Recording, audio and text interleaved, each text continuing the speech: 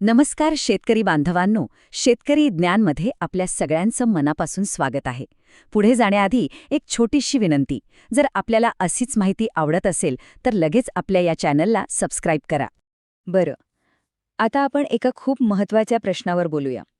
कधी विचार केलाय का की कदाचित, फक्त कदाचित आपली पेरणीची, लागवडीची वेळच चुकत असेल? काय होईल जर आपल्या शेतीच्या एका अगदी मूलभूत पद्धतीवरच प्रश्नचिन्ह उभं राहिलं तर? आजकाल शेती करणं किती आव्हानात्मक झालंय हे काय वेगळं सांगायला नको.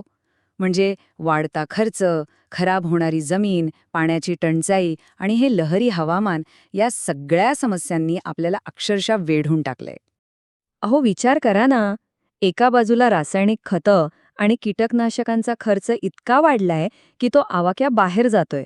आणि तरीही जमिनीचा कस काही सुधारत नाही, तो दिवसेंदिवस कमीच होतोय. दुसरीकडे पाण्याचा काही भरवसा नाही आणि हवामान तर कधीही दगा देऊ शकतं.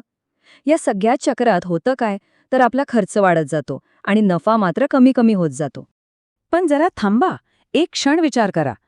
काय होईल जर मी म्हटलं की या सगळ्या आधुनिक समस्यांवरचा उपाय आपल्या पायाखालच्या मातीत नाही तर आपल्या डोक्यावरच्या आकाशात दडलेला असेल? हो, एक आश्चर्यकारक पण तितकाच प्राचीन असा पर्याय. आपण बोलतोय चंद्र शेतीबद्दल. आणि हो, हे नाव ऐकून लगेच काहीतरी वेगळं विचार करू नका. एक गोष्ट मी सुरुवातीलाच स्पष्ट करतो, ही कोणतीही अंधश्रद्धा नाहीये. हे आहे एक विसरलेलं विज्ञान, ज्याची मुळं आपल्या संस्कृतीत खूप खोलवर रुजलेली आहेत. ह्या पद्धतीची मुळं वृक्षायुर्वेद सारख्या आपल्या प्राचीन वैदिक ग्रंथांमध्ये सापडतात. वृक्षायुर्वेद म्हणजे वनस्पतींच्या जीवनाचं शास्त्र. विचार करा, हजारो वर्षांपासून आपले पूर्वज निसर्गाच्या तालावर चंद्राच्या कला बघून शेती करत होते आणि भरघोस पीक घेत होते. चला तर मग यामागचं सोपं आणि सरळ विज्ञान काय आहे ते जरा समजून घेऊया. आपल्याला सगळ्यांना शाळेत शिकवलंय की चंद्रामुळे समुद्राला भरती आणि ओहोटी येते. त्याची गुरुत्वाकर्षण शक्ती समुद्रातल्या कोट्यावधी लिटर पाण्याला खेचते. आता साधा विचार करा, जर चंद्र इतक्या मोठ्या महासागरावर प्रभाव टाकू शकतो, तर तोच चंद्र झाडांच्या आत असलेल्या पाण्यावर आणि जमिनीतल्या ओलाव्यावर का नाही प्रभाव टाकणार? नक्कीच टाकतो. आणि हा प्रभाव इतका महत्त्वाचा का आहे? याचं कारण अगदी सोपं आहे. कारण बहुतेक वनस्पतींमध्ये, मग ते लहान रोप असो वा मोठं झाड, त्यांच्या वजनाच्या जवळपास 70% पाणी असतं.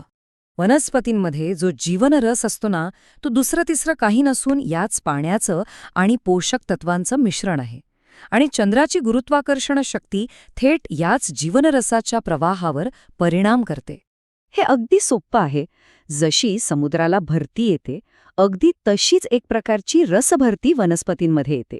चंद्राची शक्ती मातीतील आणि वनस्पतींमधील पाण्याला वर खेचते, ज्यामुळे हा रस वर किंवा खाली वाहतो आणि हीच गोष्ट त्यांच्या वाढीची दिशा आणि वेग ठरवते. ठीक आहे, म्हणजे विज्ञान तर आपल्याला समजलं, पण आता सगळ्यात महत्त्वाचं, हे प्रत्यक्षात वापरायचं कसं? हे ज्ञान आपण आपल्या शेतात कसं लागू करू शकतो ते पाहूया. चंद्राच्या चक्रात 2 मुख्य अवस्था आहेत. पहिली म्हणजे वाढत्या चंद्राची, ज्याला आपण शुक्ल पक्ष म्हणतो. हा काळ अमावस्येपासून पौर्णिमेपर्यंत असतो. या काळात चंद्राची खेचण्याची शक्ती वाढते आणि वनस्पतींमधली ऊर्जा आणि रस वरच्या दिशेने म्हणजे पानाफुलांकडे वाहतो. त्यामुळे बियाणे पेरणे, रोपांची पुनर्लागवड करणे आणि पालक, टोमॅटो, मिरची यांसारखी जमिनीवर येणारी पिकं लावण्यासाठी हा सर्वोत्तम काळ मानला जातो. आणि याच्या अगदी उलट दुसरी अवस्था आहे घटत्या चंद्राची, म्हणजेच कृष्ण पक्ष. पौर्णिमेनंतर हा काळ सुरू होतो. या काळात ऊर्जा खालच्या दिशेने वाहते, म्हणजे मुळांकडे आणि जमिनीत केंद्रित होते. त्यामुळे बटाटे, कांदे, गाजर, लसूण अशी जी कंदमुळं आहेत ती लावण्यासाठी हा सर्वोत्तम काळ आहे.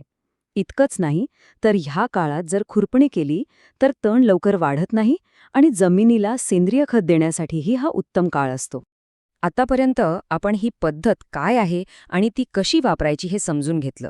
पण आता सर्वात महत्त्वाचा प्रश्न, हे सगळं करून खरंच फायदा होतो का? तर हो. आणि यातून शेतकऱ्याला आणि जमिनीला नेमके कोणते ठोस फायदे मिळतात ते आता बघूया. चला, थेट तुलनाच करून बघूया.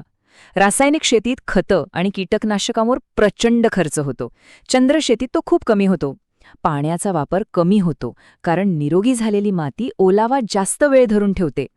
रासायनिक शेतीमुळे जमीन हळूहळू निर्जीव बनते, तर चंद्रशेतीमुळे ती अधिक सजीव आणि सुपीक होते. आणि सगळ्यात महत्त्वाचं, पिकाची चव आणि त्याचा टिकाऊपणा दोन्ही सातत्याने उत्तम राहतात. आणि हे आकडे स्वतःच बोलतात.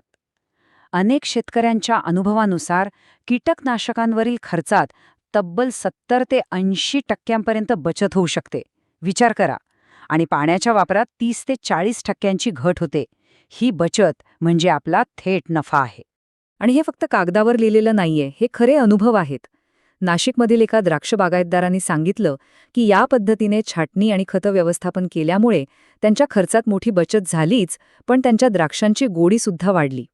इतकंच नाही, तर विदर्भातल्या एका कापूस उत्पादक शेतकऱ्याचा अनुभव ऐका.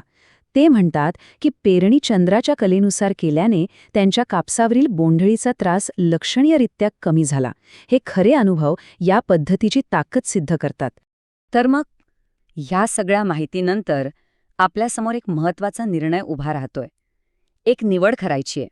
प्रश्न एकच उरतो. आपण निसर्गाच्या विरुद्ध जाऊन महागडी रसायनं वापरून जमिनीला आणि स्वतःला थकवणारी शेती करत राहणार, की निसर्गाच्याच लयीत चंद्राच्या तालावर शेती करण्याचा मार्ग निवडणार? ही निवड आहे वाढत्या खर्चाची आणि थकलेल्या जमिनीची विरुद्ध वाढत्या नफ्याची आणि आपल्या येणाऱ्या पिढ्यांसाठी एक सुपीक आणि जिवंत जमीन मागे सोडून जाण्याची. यावर विचार नक्की करायला हवा. निसर्गाचे मित्र बनून आकाशाकडे पाहून शेती करण्याची हीच योग्य वेळ आहे. अशाच अधिक माहितीसाठी शेतकरी ज्ञान या आपल्या चॅनलला सबस्क्राईब करायला विसरू नका. धन्यवाद.